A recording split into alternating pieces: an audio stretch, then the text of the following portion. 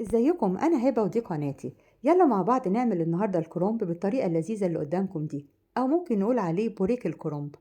انا كان هدفي في الاول البنات الصغيره اللي هم مبتدئات في المطبخ ومش عارفين يلفوا الكرنب بالطريقه العاديه بتاعتنا. قلت اعمله لهم بالطريقه دي لما شفتها. طريقه سهله خالص وسريعه وفعلا ما بتاخدش 10 دقايق في لفها. بعد ما عملت الطريقة دي وكنت عاملة جنبها المحشي العادي بتاعنا، لأ اكتشفت إن دي أحلى بكتير من الصوابع اللي متعودين نعملها، والسِوَى على البوتاجاز دي استوت في الفرن، لأ حاجة تانية خالص. ويالّا نبدأ. في حلة على النار حطيت المَيّة وحطيت لها معلقة كمون ومعلقة ملح وبدأت أسلق الكرنبة بتاعتي بالطريقة العادية. في حلة بقى تانية حطيت معلقتين سمنة بس كبار شوية و3، 4 معالق زيت وبصلاية كبيرة مفرومة ناعم، قلّبتها كده لحد ما أخدت لون دهبي فاتح. وبعدين ضفت لها 4 معالق صلصة كبار، ودايمًا باقول لِك اعملي صلصة الطماطم في البيت، وقلّبتها بقى شوية صلصة الطماطم كده، وبعدين ضفت لها حوالي 3 كوبايات عصير طماطم مش متصفّي، من الخلاط على طول كده. قلّبي بقى شوية وكل دقيقتين 3 ارفعي الغطا كده وقلّبيه لحد ما تلاقي المادة الدهنية فصلت خالص عن الصلصة بتاعتنا، يبقى كده خلاص اتسبّكت، أدي شكلها أهي. بدأت بقى أتبّلها، تتبيلة المحشي أحب فيها كرنب سوري الكمون زيادة شوية، معلقتين صغيّرين كمون، معلقة صغيّرة فلفل أسود، معلقة صغيّرة ملح، معلقة صغيّرة بابريكا، واختياري معلقة صغيّرة شطة. ولو إني بقى أنا باحب الشطة أوي في الكرنب، وباقول إن الكرنب ما يبقاش حلو خالص من غير الشطة. الخضرة بتاعتنا ربطاية من كل حاجة، كزبرة خضرا وبقدونس وشبت، قطّعيه صغيّر وقلّبيه مع التسبيكة بالشكل ده.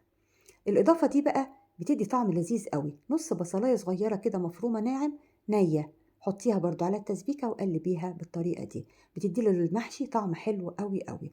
الرز بتاعنا ما تنقعيهوش، اغسليه كويس وصفّيه، وقلّبيه بقى في التسبيكة بتاعتنا كده وهننزّلها. هناخد كل ورقة هنقطع الحتّة اللي في النُص كده، وبعدين نقسم الورقة نُصّين بالشكل ده، وخُدي كل نُص لوحده وحطّي عليه الرز بالطريقة دي كده، وبعدين ابدئي لفّي. طريقة سهلة خالص، وأنتِ بتلفّي ما تضغطيش أوي، لإن طبعًا الرز وهو بيستوي بيزيد، فخلّي الرول واسع شوية علشان الورق ما يتقطّعش مننا وهو طبعًا بيستوي. لفّي بقى من جوّه كده من برّه سوري الصينية لجوّه، أو اعملي دايرة في النُص ابدئي بيها ولفّي حواليها براحتك. المهم إن الصينية ما يبقاش فيها أي فراغات، لزّقي الرولات في بعض كده. بالنسبة للسِوَى أنا مشغّلة الفرن على درجة حرارة 200. أخدت بقى كوباية شوربة كبيرة وحطيت عليها معلقتين صلصة طماطم تسقي بالشكل ده، هو مش هياخد شوربة كتير، أي شوربة موجودة عندِك، مرقة فراخ، مرقة لحمة، مكعبات مرقة، أي حاجة. وغطّي بقى الصينية بورقة من ورق الكرنب كده الأول، وبعدين غطا الصينية، ودخّليها بقى الفرن زي ما باقول لِك على الرف اللي هو أقرب رف للصاج، ما تحطّيش على الصاج على طول عشان أحسن يشيط مننا يعني. ودرجة حرارة 200، هيقعد حوالي 35 دقيقة. طالع بقى تحفة، ريحته جميلة أوي، سِواه حلو جدًا. أنا عملت معاه كفتة اللي هي زي البرجر كده لذيذة أوي، هابقى أنزّلها لِك المرّة الجاية. السِوَى بتاعه في الفرن نقله لحتّة تانية خالص الكرنب. طبعًا يعني أنا كنت عاملة الكرنباية كبيرة شوية، فعملت الصينية دي ما أخدتش ورق كتير، وعملت جنبها الحلة بتاعتنا المعتادة، الصوابع بقى بتاعتنا.